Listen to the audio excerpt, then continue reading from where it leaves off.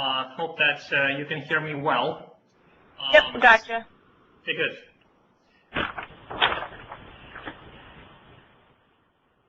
So the subject for our presentation today is demos is deploying apps into Windows Azure and essentially going through the answering the questions about what can I do to put my app into the cloud.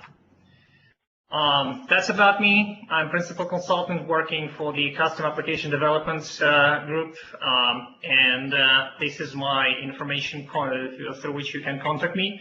My current native city is Philadelphia, and my focus is application lifecycle management, development productivity tools, and Microsoft Cloud technology.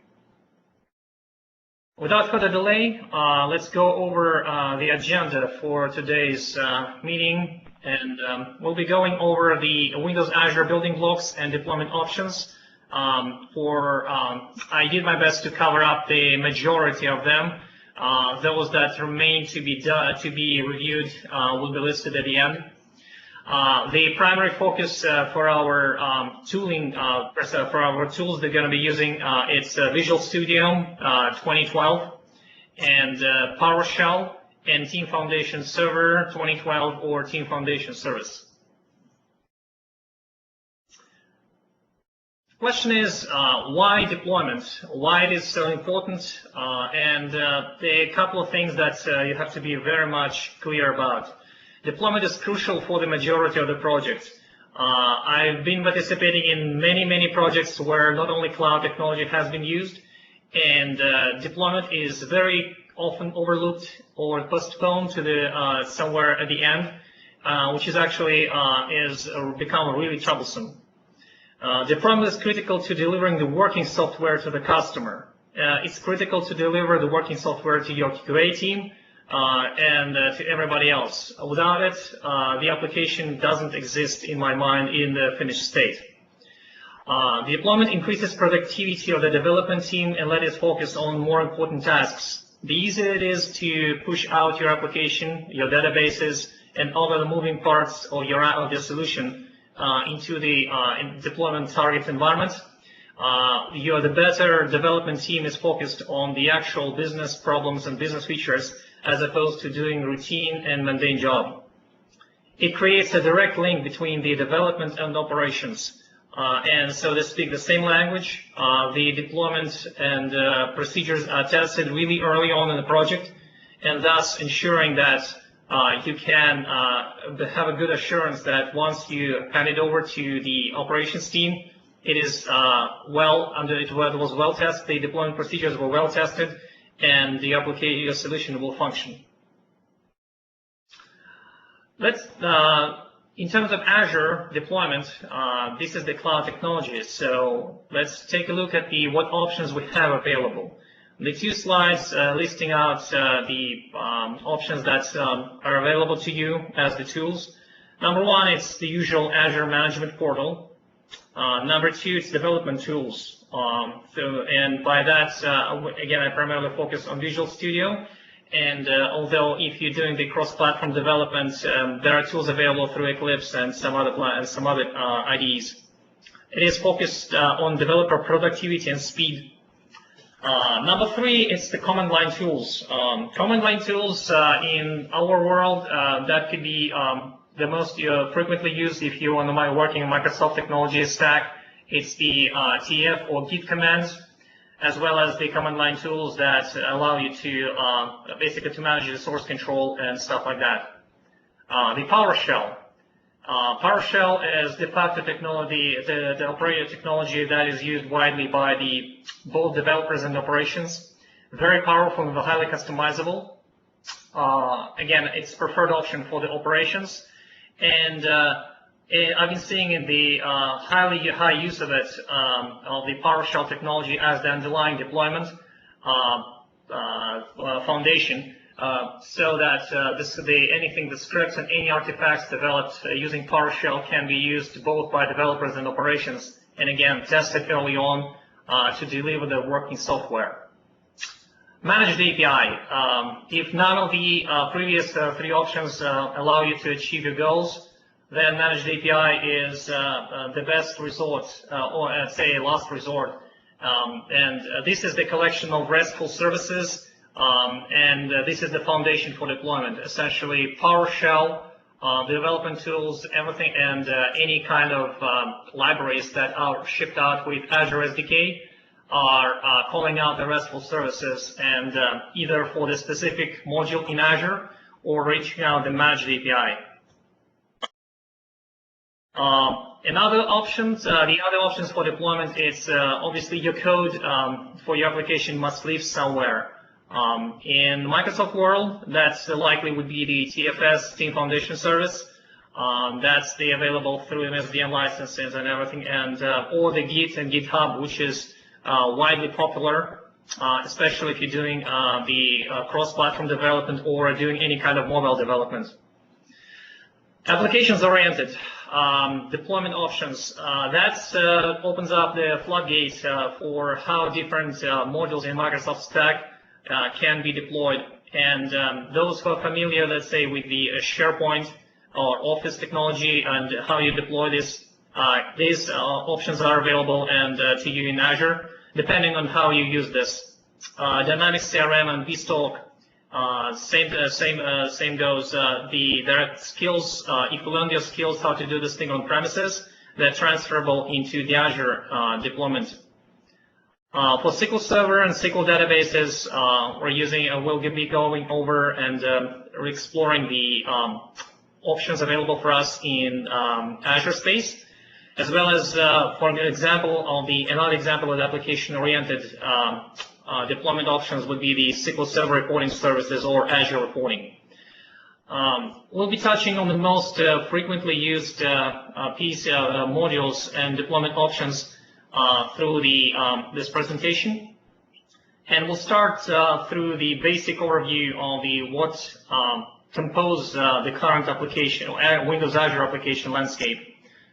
What building blocks are available to you? The primary, there are 4 of them. I'll be moving really quick without spending too much time on this, on things that likely you have already seen in many other presentations.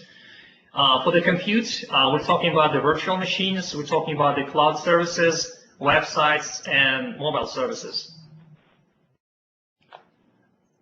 Another big block, big collection of services, it's data. And that includes the database, storage, as well as big data in Azure. In addition to that, if you look at the current Microsoft, current Windows Azure offerings, that will include some features which are right now in preview or in full production mode. That includes HD Insight for reporting and other features for the business analytics, as well as backup and recovery services. And finally, to summarize what other application services are available to you, that includes caching, messaging, identity, media, CDN, as well as integration that we're talking about the Azure Service Bus, as well as Active Directory and vStock services. And finally, from the network perspective, there are 2 modules that we need to be aware of. That's traffic and networking. By Traffic Manager, Azure Traffic Manager, as well as networking, this is the virtual private networks set up on Azure platform. Let's go over and review what options are available to us for each of those big blocks that were mentioned in the previous 3 slides. For the virtual machine, the most frequently used, probably if you're just starting up, that's the management portal. That's the section on the left on the current slide deck. For the PowerShell, that's as soon as you have the Windows Azure, the most up-to-date Windows Azure SDK installed, it deploys also, it installs the Azure PowerShell templates, which make it possible for you to manage the virtual machines in Azure. The middle section of the slide lists out the basic steps that will be required from you to to create the virtual machine in Azure and start using it. So first step is downloading and registering the Azure Publishing Certificate. It's a one-time only event that essentially allows you to communicate, to allow your machine on which the PowerShell runs to be authenticated properly against the Windows Azure security infrastructure. As soon as you have this security certificate, publishing certificate installed, you will be able to view available subscriptions and set the correct subscription. That's a step 2. In a step 3, you'll be viewing the available Azure VM images and locations. And finally, the most important step over here is creating the Azure VM. That's the step 4. And finally, once you have the Azure VM up and running, that will be the starting the Azure VM, which is the step 5. On the current slide, it's called step 6. All of these commands done through the PowerShell allow you to achieve basically from beginning to the end how to make sure your Azure VM is up and running. Once you have it up in the air, so the Azure VM you're fully responsible for maintaining it, and obviously if you want to communicate with it, you can use remote PowerShell options or some other deployment technologies. But for that matter, the Azure VM is operational as if you're having the same Hyper-V VM somewhere on premises. The virtual machines management API is pretty broad and includes the operations on the virtual machine disks, virtual machine images, as well as operations on VMs, which are available through the RESTful API. I included in the slides the URL to the actual documentation on SDN. The next big chunk of deployment is the websites. Again, we have the usual suspects. We have the management portal, which is sets up a really low bar for a low-level entry. From the DevTools perspective, still a couple of options available to you. From the Visual Studio, once you have the website set up through the management portal, you can download the publishing profile, which includes, by the way, the certificates issued to you by Azure Security Infrastructure. And then you can use Visual Studio IDE to publish your website to the specified location. The other option, if you prefer not to use the IDE, but you're more comfortable about using the MS Build, then MS Build publishing pipeline is the best option for you to push out the MS Deploy package to publish the websites to Azure. And finally, using MS Deploy to publish with publishing profile. This allows you to achieve the seamless deployment both for on-premises and Azure. Microsoft did a great deal of effort to publish websites not only from local, obviously, but also from the Git and TFS or team services. The basic steps to publish the website from Git is creating the Git repository or a local or Git on a GitHub, then creating and committing web projects to the Git repository, and finally enabling the website repository integration through the Azure Management Portal. Once you have it, the only thing that you have to do is to push the changes from your GitHub into your website, is issuing the command to push Azure. In this case, we're actually deploying from the local Git repository into the Azure. And finally, if you use a Team Foundation server or a Team Foundation service, you can use PowerShell through the TFS 2010 or TFS 2012 and extend the build workflow for the PowerShell, or use the built-in workflows in the Team Foundation service. We'll be demonstrating how to use the Team Foundation service Azure deployment as part of this presentation. For the PowerShell options, again, that includes basic steps for setting up the authentication and certificate, as well as then creating the website through the PowerShell symbols, getting the Azure deployment information, configuring app settings, and finally stopping or restarting the website. Once you have the integration between the Azure and, let's say, Git, your changes will be pushed out automatically. If you use the TFS or Team Foundation service, that depends obviously on the fact that you're checking in the code and you're kicking off the build, which has the deployment piece in it.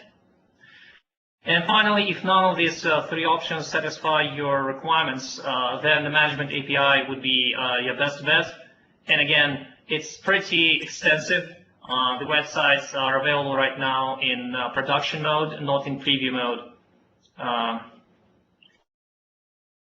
The cloud services, the oldest and one of the most powerful and highly customizable technologies in Microsoft Azure cloud offerings. Again, we have the standard pieces available to us when you can upload the package from your local environment into the management portal through the management portal interface. Alternatively, you can use the development tools to achieve, basically to go through the similar step what we did with the websites.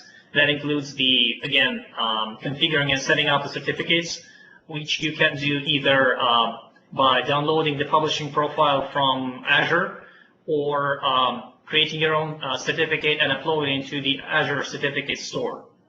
And then going through the publishing step from Visual Studio IDE using the publishing profile. The next step would be the Team Foundation server. That will use the PowerShell for the custom build workflow, or using the third-party build and deployment tools. There is a whole industry of the third-party tools that are covering the pipeline, the currently continuous deployment pipeline for Microsoft, and that has excellent offerings in that space.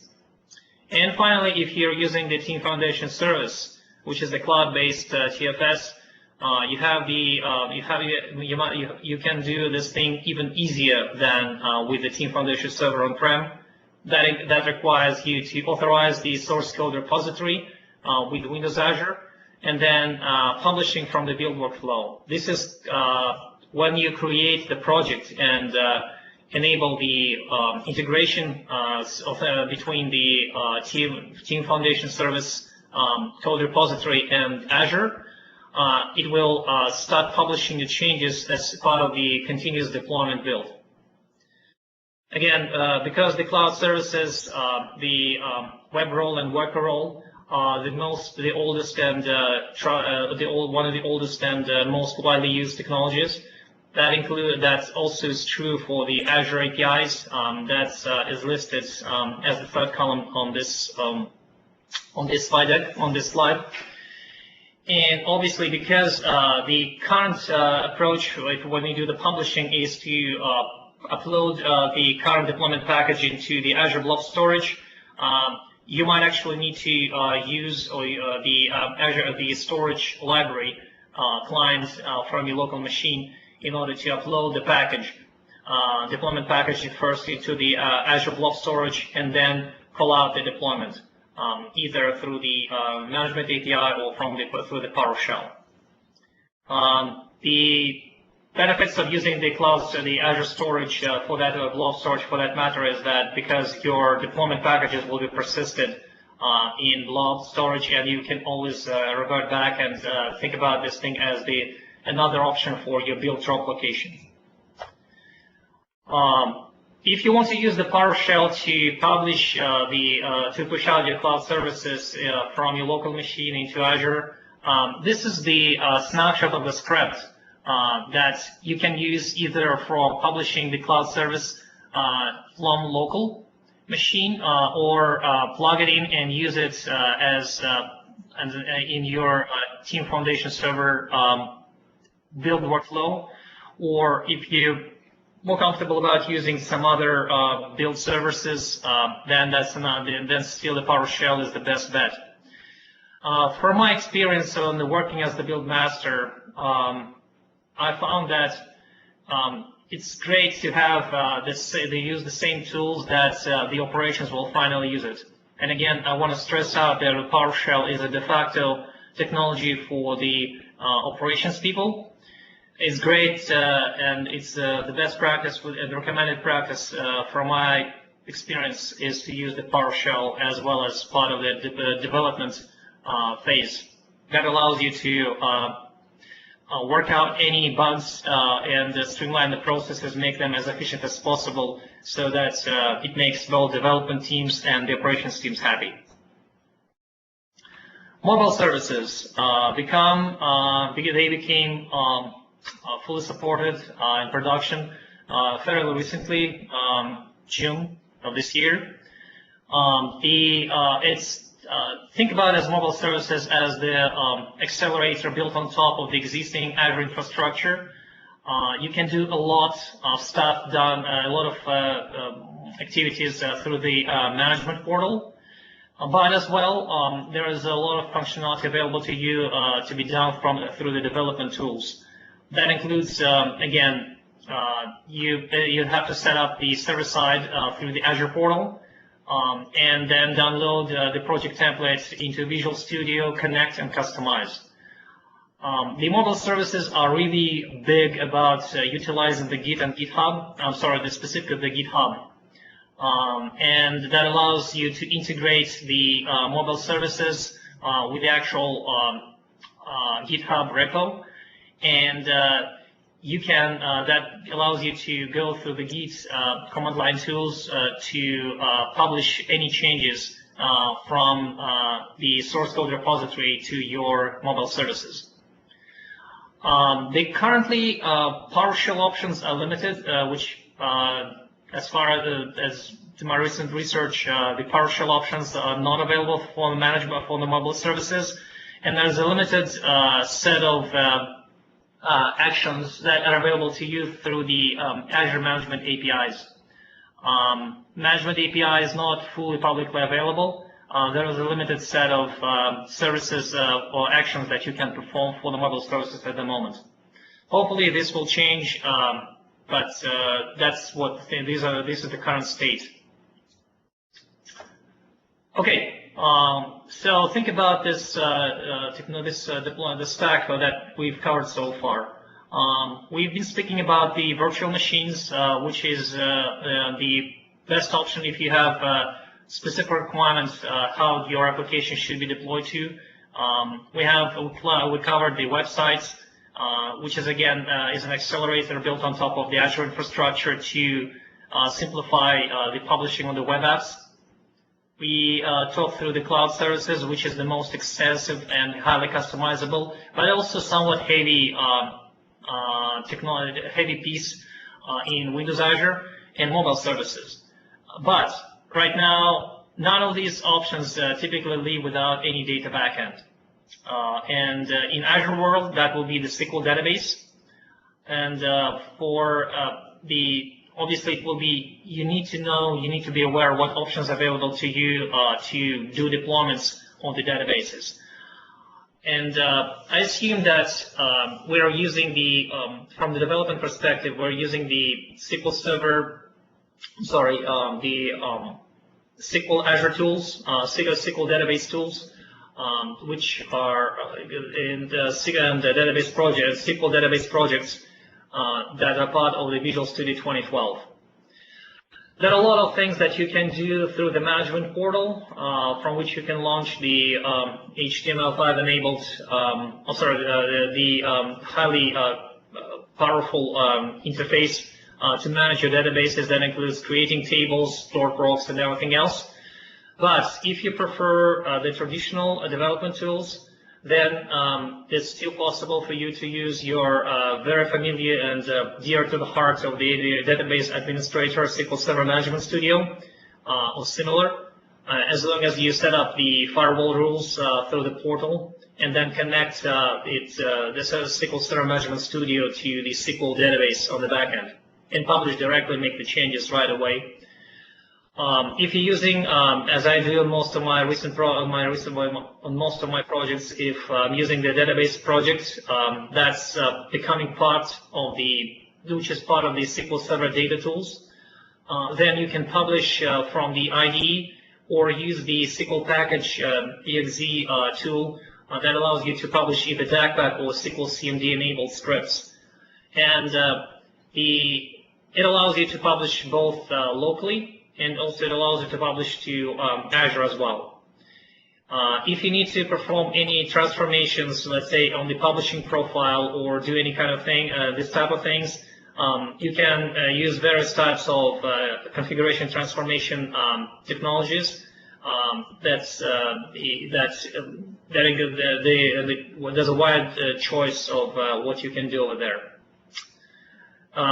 Since there is a known universe of probably tools that you can use for publishing to the database changes, they can easily be plugged into the Team Foundation server, and that allows you to the level of effort is probably medium if you're somewhat comfortable about customizing the build workflow templates. And at the basic level, it's invoking the SQL package using the invoke process activity in the build workflow and passing out the appropriate parameters to it.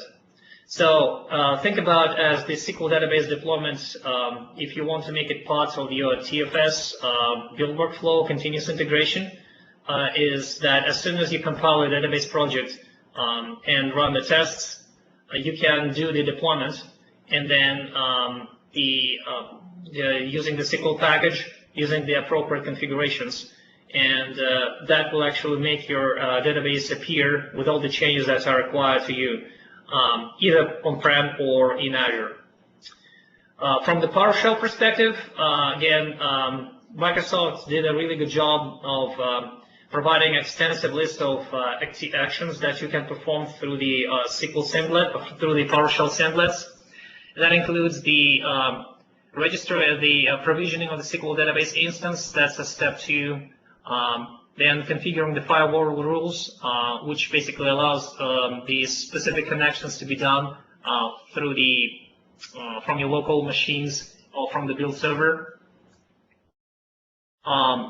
Setting up the authentication and connection context. Again, this is all done through the PowerShell. Creating new SQL database, and also include the tear down.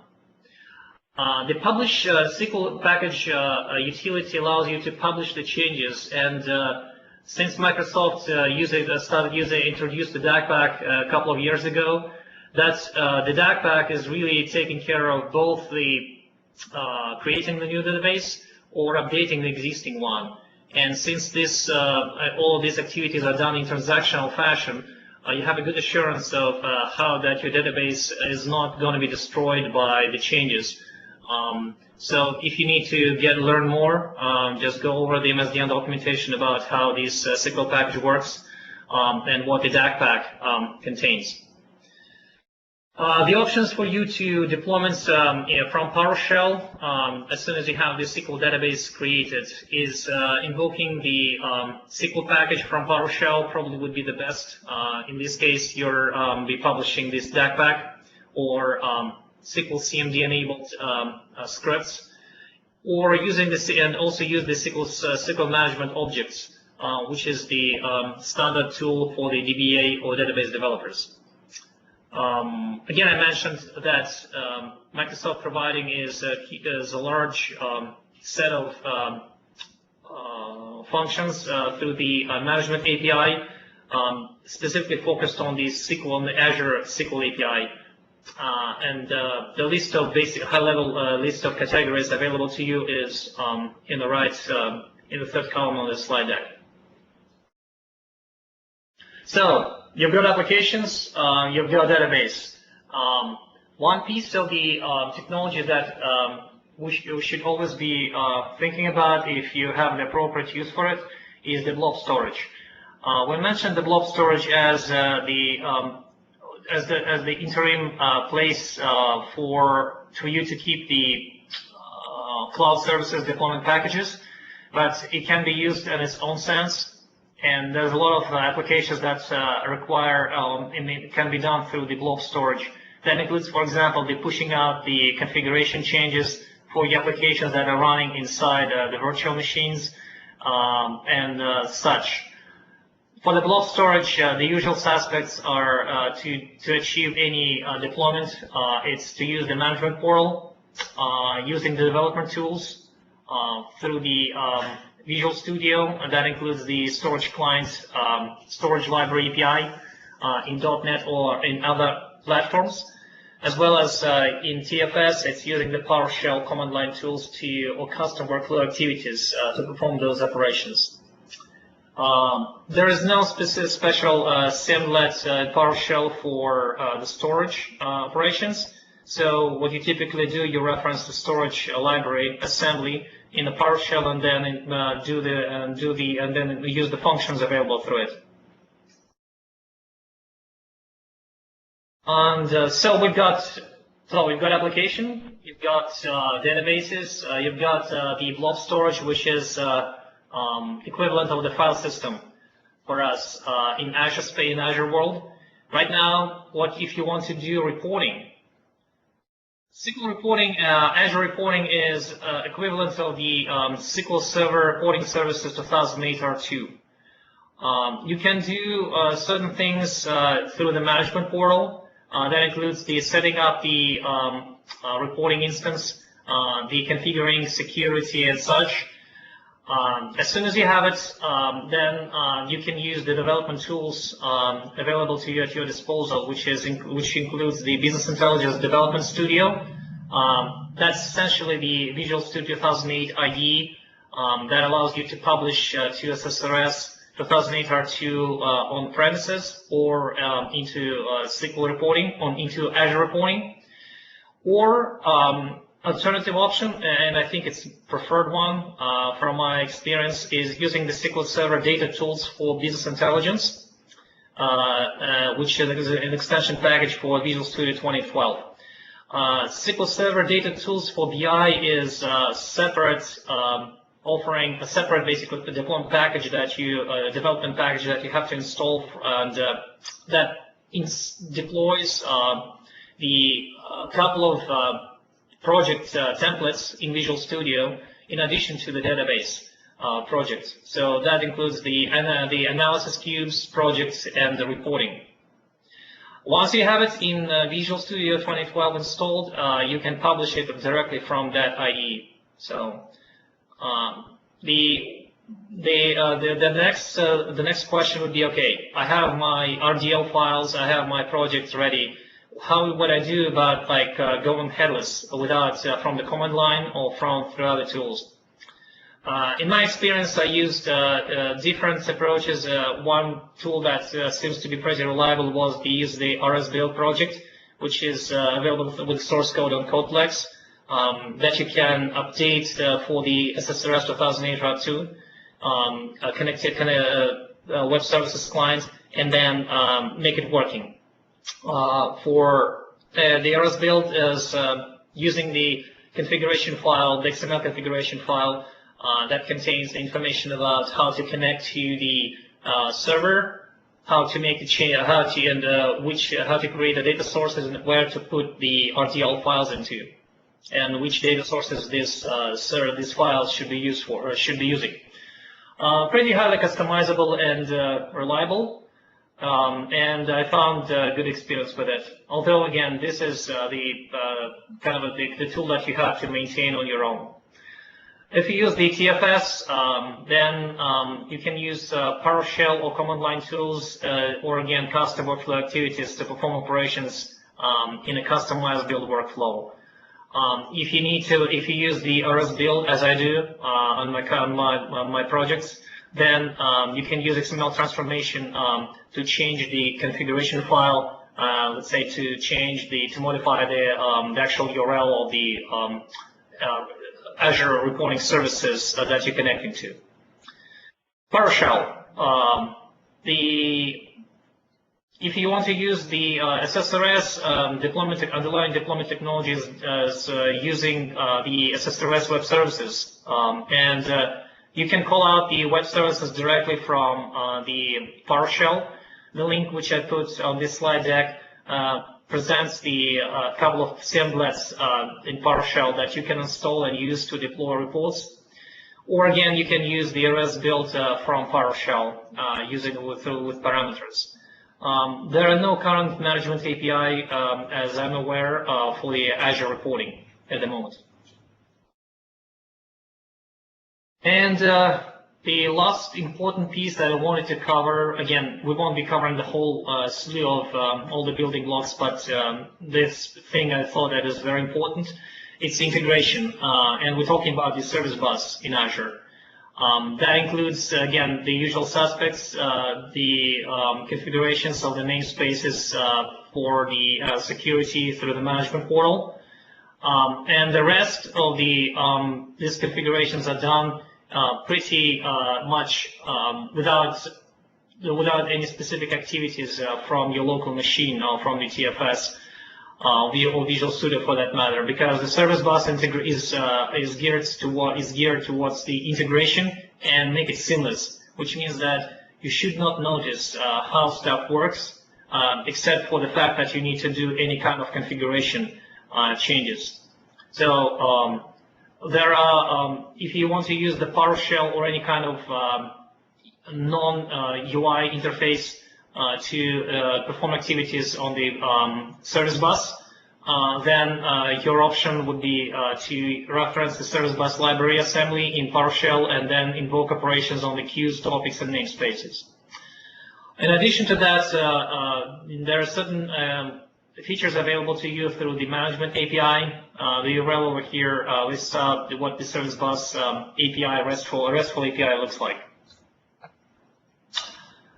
What we did not cover, and this scope of this presentation is, I try to keep it to something which you hopefully will find it's interesting. And but there are a lot of things that we didn't cover, which Microsoft still provides, and that includes these the options that are listed on this slide. I hope actually if this particular presentation will be accepted well, and we might actually go ahead and extend the coverage to these building blocks as well. Let's talk about the in details. This is the overview about how to use the Azure and what options are available to you from the foundation blocks perspective. Right now, let's talk about what the Azure deployment with PowerShell will look like if you want to use it. The best practices around it is automate as much as possible. Do not write the code, but try to figure out the process first, and save the time and frustration. So if you're automating as much as possible without any changes like to the actual source code, but instead parameterize it. This is true not only for the Azure deployment through the PowerShell, but to any other PowerShell work. One script for all. It's great to have. Again, I mentioned that you can use PowerShell to deploy in local and the remote. Let's say from the team foundation server, as well as you can share it within the teams. So you can share it between the different groups within your development team, or between development and operations. So same script works. If it works for you, it should work for the other teams as well. It's very important that the deployment activities are really visible on your project and become part of your daily routine. To get you started with the PowerShell deployments into Azure, you can download the symlets from this is then import module from the specific location. Import certificate from the published settings or use the existing certificate. We mentioned this at the very beginning. This allows you to authenticate against the Azure security infrastructure and make your calls from SQL, from PowerShell valid. And subscription, selecting subscription and storage account for deployments, and finally, make it a call. This screenshot presents the PowerShell script that allows you to do deployment in the cloud service into Azure. This particular script can be used again locally from publishing from your local machine without actually going through the Visual Studio IDE, as well as the same script can be plugged into the Team Foundation server workflow and used from the workflow template. If you use the Windows Azure deployments, if you want to use the Azure deployments with the Team Foundation server or Team Foundation service, the options for you would be the easiest way. Okay, what if I don't have the infrastructure for the Team Foundation server itself? The Microsoft offering is use the Team Foundation service, which is think about as Team Foundation TFS in the cloud. The current offering is that up to 5 users. This offering is free, as well as there are some limitations, but for Jumpstart, those limitations, you can assume that they will not be breaking your credit card, and they will not be breaking any of the functionality that you require from the actual LM tool. The Team Foundation service includes the pre-built document deployment workflow, and which basically flies right off the with default settings. You can override settings in the built definition, and Microsoft provides really great resources for you to view to find out how you can use the TF service for publishing your projects into Azure.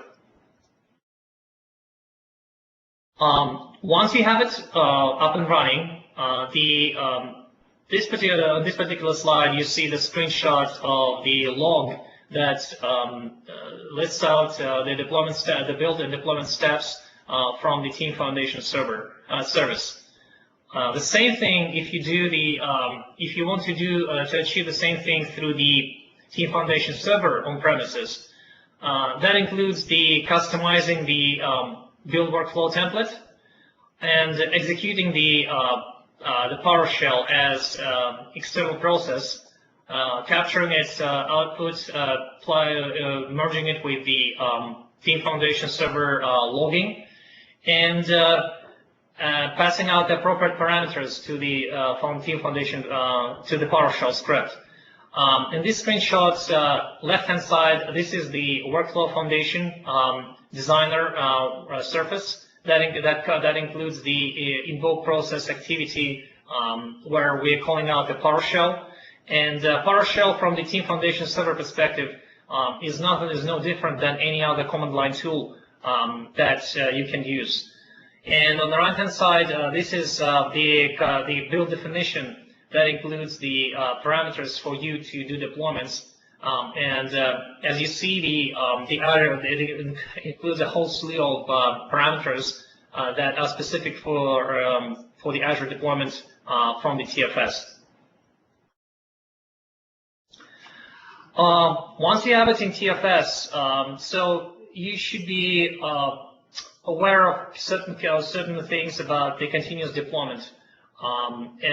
Continuous deployment typically starts when you check in the source code, and then your check-in will trigger the continuous integration build that will do the publishing, creating of the deployment package, and if you have the either Team Foundation service or the customized build workflow in TFS, it will do deployment into Windows Azure. Previously, it's not. It was stated that it's not cost-effective. That actually might have changed since Microsoft introduced new pricing structure for the Azure.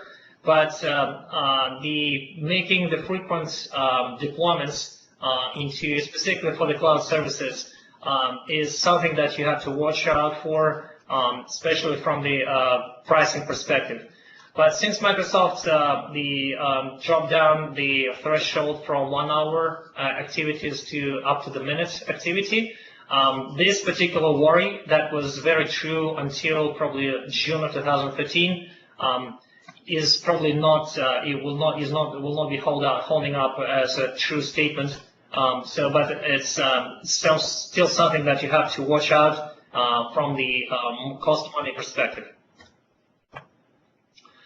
Once you have the build server, so what it takes for you to configure your build server for deployment into TFS.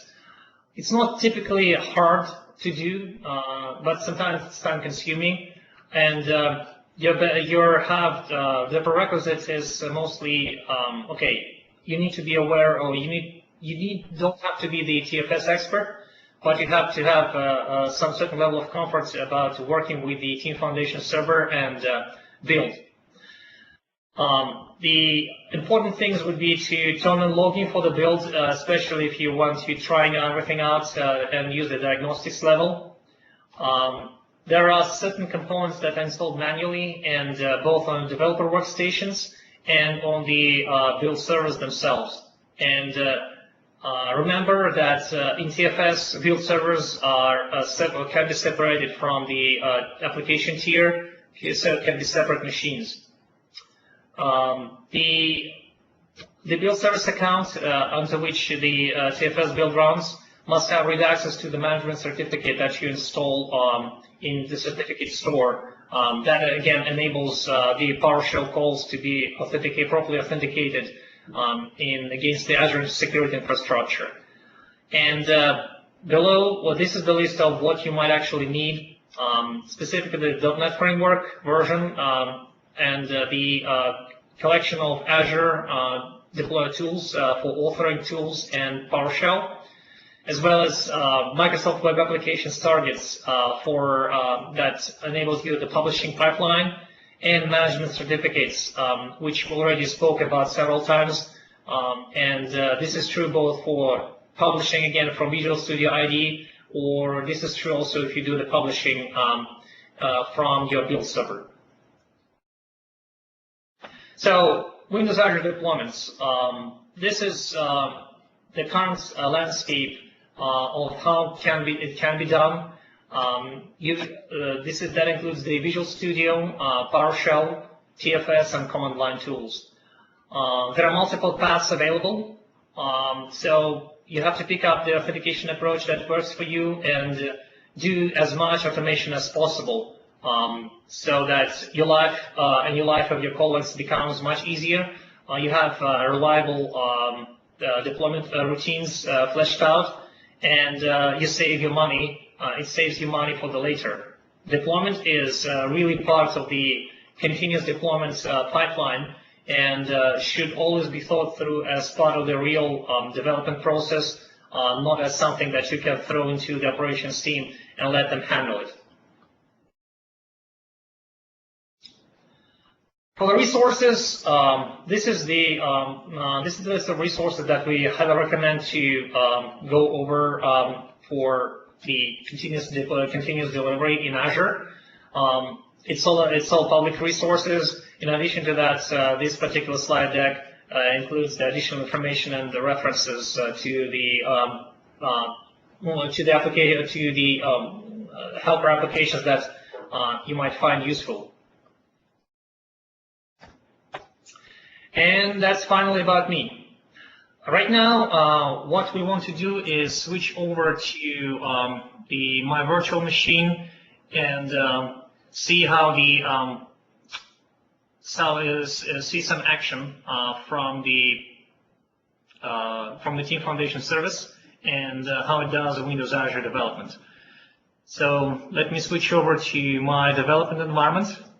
What we have here, we have the Visual Studio 2012 that is sitting on my VM, and I created the Team Foundation, the Windows Azure project, very simple one, ASP.NET, that is enabled for the integration with the Team Foundation service.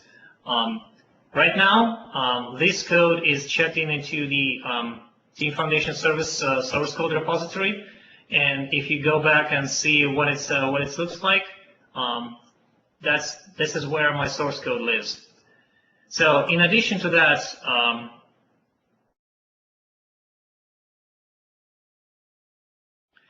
In addition to that, what I have here is the actual application is actual cloud service that was created by me through the Azure portal, and this is called Rinat Cloud One. And what we've done here is we enabled the integration with the TFS. So at this point, it has already been done, and we don't have to disconnect from the TFS.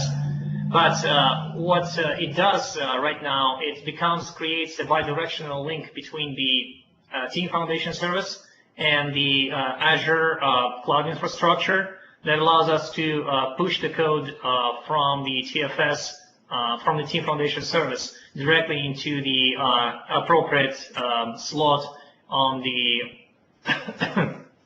in Azure Cloud infrastructure. So to demonstrate how the stuff works, it will be really simple. So what we'll do, we will perform really simple change to one of the pages that's included into this project, and then check in the code, and it will see how the stuff works from the TF service and Azure perspective.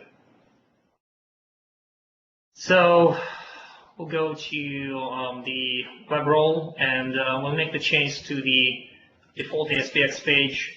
And so if you look at we will delete one of the items in HTML and see how it actually works. So this is the current look of the web page. That includes, so that this list includes the 4 items. So we intend to delete this 4th item, and then check in the code and see how it actually applies through the TF service and Azure.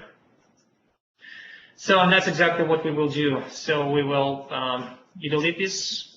The code is checked out from the Team Foundation service, and right now let's check it in and say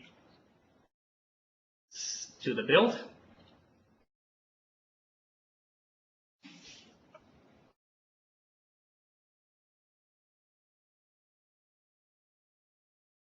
Build succeeds, everything is great, and once we check it in,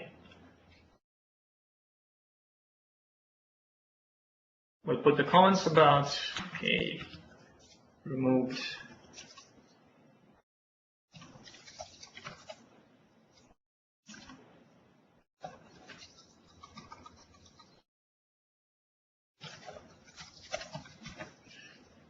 And check it in. Once it's checked in, these changes that we made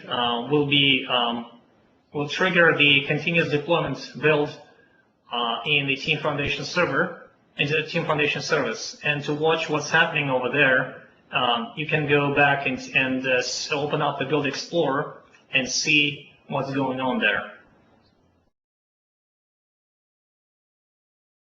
Currently, we are seeing that there is another continuous deployment build is happening at the moment. So you can open up and view what's going on there. The average, as you see, the average build time is about 5.1 minutes. So let's hold up and see how it actually works. If not, we'll have to talk through, but we'll not be waiting for when the build is complete. So to view the log for the previous continuous deployment run, you can open up this particular build log and view the logs.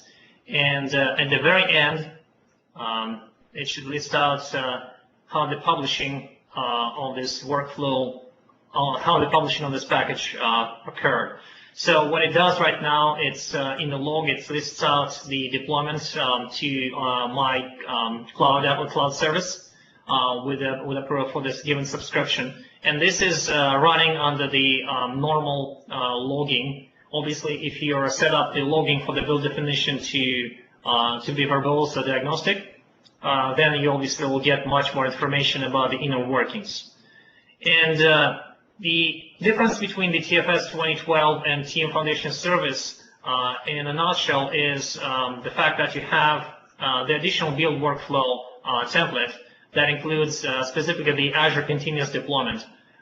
Technically, you can download it and examine what the Azure deployment pieces look like, and replicate it and try replicate it in your local on-prem TFS and start using it. So let's see how far we progressed with our current build. It's still going, but believe me, once this build is completed and we refresh the staging, the page in the staging environment, this particular option number 4 will be gone. And again, this is done in a very easy fashion, so nothing is actually required for you besides for enabling the integration between the Team Foundation Service Code Repository and your cloud app. So let's switch over to our presentation. And so let's summarize. We talked about the various pieces of the puzzle that Windows Azure has, and I presented, did my best to cover up the most important pieces that I found to be using them very frequently, and we talked about what options are available to us for deployment. To use either management, the Azure Management Portal, the development tools. That includes also the ALM tools like Team Foundation Server or Service or Git. We covered up the options for deployment through the PowerShell and command line tools, as well as the use of the Azure Management API whenever a RESTful API whenever it's available. So thank you very much. That concludes the material that I wanted to present today. Once again, my name is Rinat Shagisultanov. I'm Principal Consultant for the Neudesic Custom Application Development Practice, and my contact information is on this slide. Thank you. Great. Thank you, Rinat. If anyone has any questions, go ahead and type them in at this time. In the meantime, I'm going to click through a few polling questions, and I greatly appreciate your feedback. The first one was this content helpful for your business, yes or no?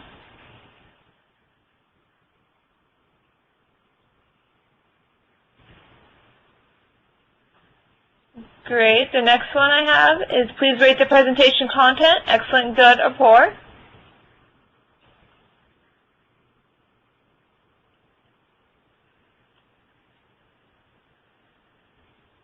Thank you. And the last one I have is, would you like us to schedule a follow-up, yes or no? And as a reminder, we will be forwarding a link to view a recording of this webcast once it becomes available. If there are no questions, you are free to disconnect. Thank you.